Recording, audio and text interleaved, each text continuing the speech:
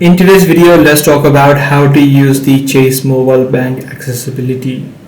Now, in order to use the accessibility feature within Chase, you can combine the in-app settings with your smartphone's operating system tools to customize your own experience. So for example, one thing that you can do is turn on the screen readers. For example, if you're using an Android device, you can just turn on the TalkBack within the settings on your device. If you're using iOS, it will be done through VoiceOvers. So this is one thing that you can do. Secondly, you can also use the text zoom, where you'll be able to adjust the size of your smartphone's accessibility menu. So you can simply head over to the accessibility settings within your device, depending upon your phone that you're using, and make sure that you can increase your size, as well as you can turn on the dark mode as well. Secondly, you'll be able to set up your biometrics and touch-free tools.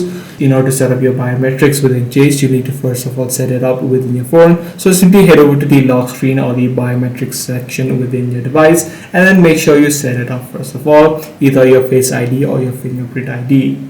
So that's pretty much all there is to it. If this video was helpful to you, be sure to subscribe. I'm going to see you in the next one.